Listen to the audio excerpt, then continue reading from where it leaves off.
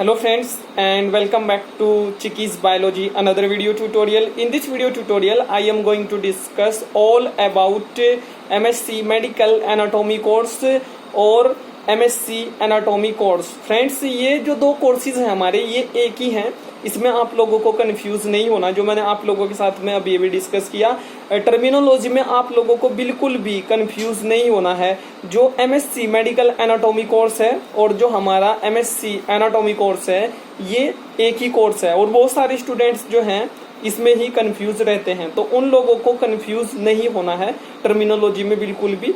ये मैं आप लोगों को यहाँ पे बोल रहा हूँ। तो फ्रेंड्स आज हम लोग जो हैं डिस्कस करेंगे M.Sc मेडिकल एनाटॉमी कोर्स के बारे में। जैसे हमने अपनी प्रीवियस वीडियोस में बहुत सारे कोर्सेज के बारे में डिस्कस किया है, या उन कोर्सेज की स्ट्रक्चर के बारे में हमने डिस्कस किया है, या हम लोगों ने उन कोर्सेज के साथ में कौन कौन से इम्पोर्टेंट और क्रूशियल जो पॉइंट्स हैं वो जुड़े हैं उनके बारे में जैसे हमने डिस्कस किया है, सेम एज ऐसे ही हम लोग अपनी इस वीडियो में आज M.Sc मेडिकल एनाटॉमी कोर्स के बारे में डिस्कस करेंगे। तो आप लोग इस वीडियो को स्टार्टिंग से लेकर एंड तक देखें, तभी आप लोग जो इस कोर्स से रिलेटेड हमारे इंपॉर्टेंट और क्रूशियल पॉइंट्स हैं उनको यहाँ पे अंडरस्टैंड कर पाएंगे। और अगर अभी तक आप लोगों ने चैनल को सब्सक्राइब नहीं किया तो आप लोग चैनल को सब्सक्राइब जरूर कर लें। तो फ्रेंड्स हम लोग डिस्कस करते हैं यहाँ पे जितने भी हमारे पॉइंट्स हैं हमारे इस कोर्स को लेके, उनको हम लोग डिटेल में यहाँ पे डिस्कस आज करेंगे। तो फ्रेंड्स हम लोग स्टार्ट करते हैं। कोर्स का लेवल क्या है, इस कोर्स का क्या लेवल है, यानी M.Sc मेडिकल एनाटॉमी कोर्स का क्या लेवल है। ये एक पीजी कोर्स है, यानी एक ये पोस्ट ग्रेजुएशन कोर्स है या पोस्ट ग्रेजुएट कोर्स है, सॉरी। और फ्रेंड्स पोस्ट ग्रेजुएशन का मतलब यानी ये एक मास्टर डिग्री है जिसको आप लोग के बैचलर डिग्री के बाद में कर सकते हैं। और कौन कौन सी वो बैचलर डिग्री हैं, जिन बैचलर डिग्रीज के बाद में या उन सभी कोर्सेज को करने के बाद में आप लोग इस कोर्स में एडमिशन ले सकते हैं, ये भी हम अपनी इसी वीडियो में डिस्कस करेंगे आगे। तो आप लोग जो है इस वीडियो में मेरे साथ बने रहें। तो फ्रेंड्स कोर्स का जो लेवल है वो पोस्ट ग्रेजुएशन है। नेक्स्ट जो हमारे यहाँ पे पॉइंट है, इस कोर्स का जो ड्यूरेशन है वो 2 ईयर का है। और बहुत सारी यूनिवर्सिटीज जो हैं, बहुत सारे कॉलेजेस, बहुत सारे जो इंस्टीट्यूशंस हैं वो इस कोर्स को 3 ईयर में भी कराते हैं। तो ये तो institution to institution, college to college और यूनिवर्सिटी टू यूनिवर्सिटी वेरी करता है। बहुत सारे कॉलेजेस जैसे मैंने बताया आप लोगों को ये कोर्स 2 ईयर में करा देते हैं। बहुत सारे कॉलेजेस, बहुत सारी यूनिवर्सिटीज, बहुत सारे इंस्टीट्यूशंस आप लोगों को ये कोर्स 3 ईयर में कराते हैं। तो यहाँ पे भी आप लोगों को बिल्कुल भी कंफ्यूज नहीं होना है। नेक्स्ट हम लोग बात करते हैं एग्जामिनेशन टाइप, यानी अगर आप लोग इस कोर्स में एडमिशन लेते हैं तो आप लोगों के जो एग्जाम होंगे वो सेमेस्टर वाइज होंगे या ईयर वाइज होंगे। इस पे हम लोग अभी यहाँ पे डिस्कस करेंगे एग्जामिनेशन टाइप क्या होगा इस कोर्स का अगर आप लोग इसमें एडमिशन ले लेते हैं। और फर्दर जब आप लोगों के एग्जाम होंगे, जब आप लोग स्टडी करेंगे उसके बाद में आप लोगों के एग्जाम होंगे, तो फ्रेंड्स वहाँ पे कुछ जो यूनिवर्सिटीज हैं वो आप लोगों का जो एग्जाम लेती हैं वो सेमेस्टर वाइज लेती हैं, इस कोर्स को सेमेस्टर वाइज कराती हैं। यानी अगर ये हमारा 2 ईयर का कोर्स है तो वहाँ पे 4 सेमेस्टर होंगे, यानी हमारा जो एक सेमेस्टर होता है वो हमारा 6 मंथ का होता है फ्रेंड्स। और अगर ये 3 ईयर का कोर्स है तो अगर सेमेस्टर वाइज हो रहा है तो आप लोग उसमें 2 सेमेस्टर और ऐड कर सकते हैं, यानी 6 हमारे वहाँ पे सेमेस्टर होंगे, यानी 6 सेमेस्टर हमारे वहाँ होंगे, सॉरी। और फ्रेंड्स अगर ये ईयर वाइज हो रहा है तो फ्रेंड्स आप लोगों का जो एग्जाम होगा वो ईयर में एक बार होगा। यानी अगर ये आप लोग उस यूनिवर्सिटी से कोर्स कर रहे हैं जो यूनिवर्सिटी इसको 2 ईयर में करा रही है तो आप लोगों का वहाँ पे 2 बार एग्जाम होगा। और अगर 3 ईयर में करा रही है तो आप लोगों का वहाँ पे 3 बार एग्जाम होगा ईयर वाइज के केस में। तो फ्रेंड्स ये बात हो गई एग्जामिनेशन टाइप की। अब हम लोग बात करते हैं एलिजिबिलिटी की, यानी क्या एलिजिबिलिटी है इस कोर्स को करने के लिए, क्या एलिजिबिलिटी आप लोगों के पास में होनी चाहिए। तो फ्रेंड्स जैसे मैंने बताया कि बहुत सारे बैचलर कोर्सेज यहाँ पे हैं, जिन बैचलर कोर्सेज को करने के बाद आप लोग जो है इस कोर्स को कर सकते हैं। तो फ्रेंड्स एलिजिबिलिटी जो है B.Sc इन मेडिकल एनाटॉमी है फर्स्ट ऑफ ऑल, या B.Sc एनाटॉमी कोर्स है। नेक्स्ट जो है MBBS करने के बाद भी आप लोग इस कोर्स को कर सकते हैं, आप लोग BMS करने के बाद कर सकते हैं, आप लोग BHMS करने के बाद कर सकते हैं, आप लोग BUMS करने के बाद कर सकते हैं, आप लोग B फार्म करने के बाद कर सकते हैं इस कोर्स को। आप लोग bachelor in veterinary science course करने के बाद इस कोर्स में एडमिशन ले सकते हैं। आप लोग जो है B.Sc लाइफ साइंसेज कोर्स करने के बाद इस कोर्स में एडमिशन ले सकते हैं। आप लोग B.Sc बायोलॉजी अगर आप लोगों ने किया है तो आप लोग एलिजिबल हैं। आप लोगों ने अगर B.Sc बायोकेमिस्ट्री किया है सो यू आर एलिजिबल।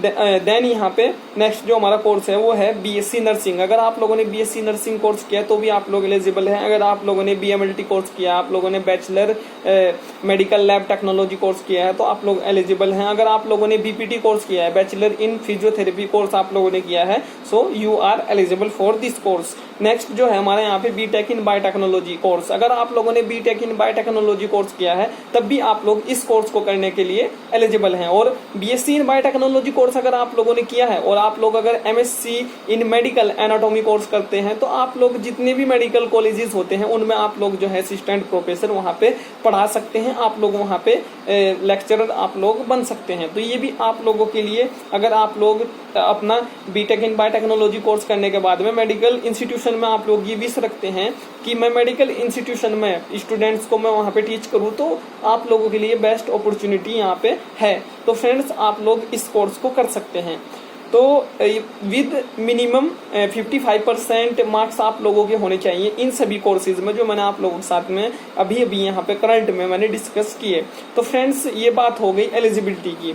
अब हम लोग बात करते हैं एडमिशन कैसे हो सकता है आप लोगों का इस कोर्स में। एडमिशन आप लोग जो है ले सकते हैं एंट्रेंस एग्जाम के थ्रू, और आप लोग मेरिट बेस्ड कुछ यूनिवर्सिटीज, कुछ कॉलेजेस, कुछ यूनिवर्सिटीज आप लोगों को जो है इंस्टीट्यूशंस आप लोगों को जो है इस कोर्स में एडमिशन देते हैं। कुछ इंस्टीट्यूशंस, कुछ यूनिवर्सिटीज, कुछ कॉलेजेस जो हैं एंट्रेंस एग्जाम के थ्रू एडमिशन देते हैं, और कुछ आप लोगों के मेरिट के बिहाफ पे जो आप लोगों की मेरिट बनती है बैचलर कोर्सेज में, जो आप लोग वहाँ पे आप लोग मार्क्स पाते हैं या आप लोगों के जो परसेंटेज होते हैं उसकी मेरिट के बिहाफ पे आप लोगों को एडमिशन मिल जाता है। नेक्स्ट हम लोग बात करते हैं जनरली जो गवर्नमेंट इंस्टीट्यूशंस हैं वो आप लोगों को एंट्रेंस एग्जाम के थ्रू एडमिशन देते हैं, और प्राइवेट इंस्टीट्यूशंस जो हैं वो आप लोगों को एंट्रेंस एग्जाम और मेरिट बोथ के केस में आप लोगों का एडमिशन वहाँ पे दे देते हैं। नेक्स्ट हम लोग बात करते हैं एवरेज कोर्स फीस, यानी कोर्स की कितनी फीस है।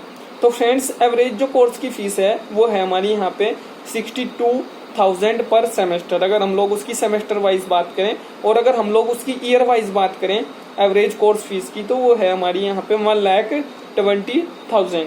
तो फ्रेंड्स ये बात हो गई एवरेज कोर्स फीस की।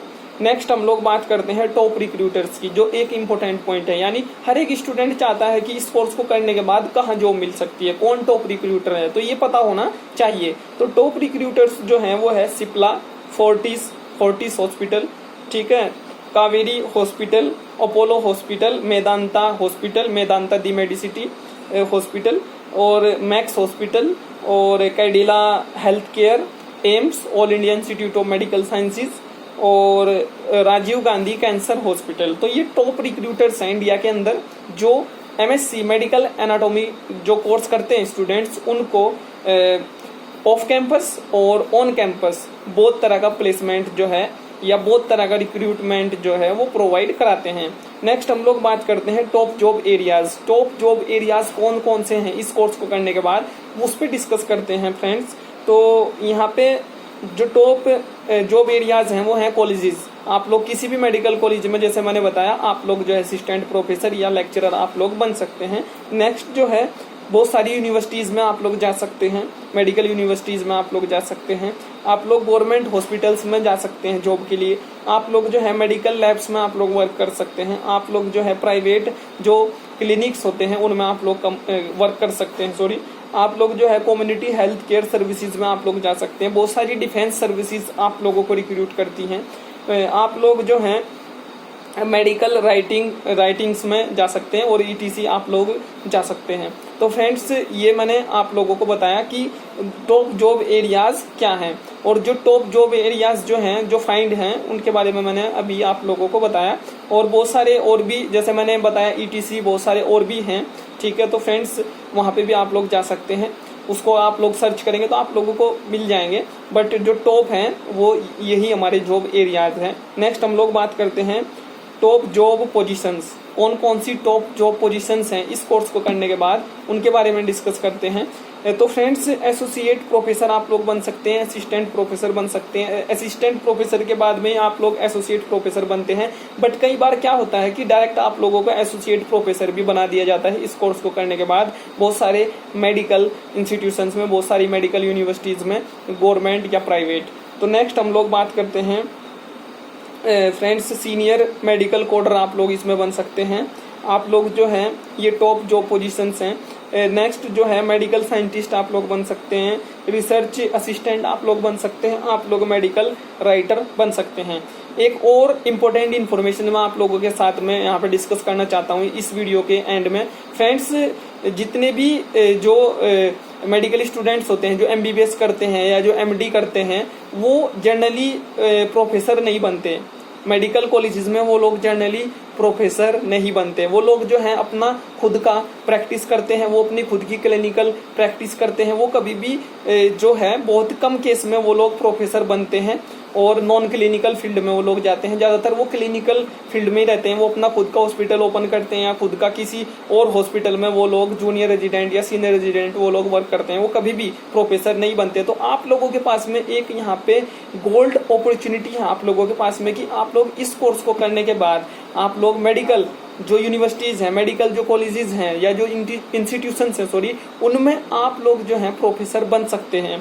तो आप लोगों के लिए वहाँ पे बिल्कुल भी कंपटीशन नहीं है और आप लोगों के लिए ये एक बहुत ही अच्छा एक वे है, बहुत अच्छा एक पाथवे है जिस पे आप लोग चल सकते हैं और एक अच्छी जॉब, एक अच्छी पोजीशन और एक अच्छी सैलरी आप लोग वहाँ पे आप लोगों को मिलेगी। और फ्रेंड्स, बहुत ही कम केस में ऐसा होता है कि आप लोगों को जो है 65,000 से कम सैलरी आप लोगों को मिलती है अगर आप लोग किसी भी गवर्नमेंट या प्राइवेट इंस्टीट्यूशन में आप लोग असिस्टेंट प्रोफेसर की जॉब पे जाते हैं या लेक्चरर की जॉब पे आप लोग जाते हैं, एसोसिएट प्रोफेसर की जॉब पे आप लोग जाते हैं। आई होप फ्रेंड्स ये वीडियो आप लोगों के लिए एक मेजर और क्रूशियल रोल प्ले करेगी। इस वीडियो से रिलेटेड अगर आप लोगों का कोई क्वेश्चन है, कोई क्वेरी है या आप लोगों के मन में कोई डाउट है तो आप लोग उसको वीडियो के नीचे कमेंट बॉक्स में टाइप कर सकते हैं और आप लोग मेरे साथ में जुड़ सकते हैं चिकीज बायोलॉजी के फेसबुक पेज के साथ, चिकीज बायोलॉजी के इंस्टाग्राम अकाउंट के साथ, जिसकी लिंक मैं हमेशा ही आप लोगों को अपनी सभी वीडियोस के डिस्क्रिप्शन बॉक्स में प्रोवाइड करा देता हूं।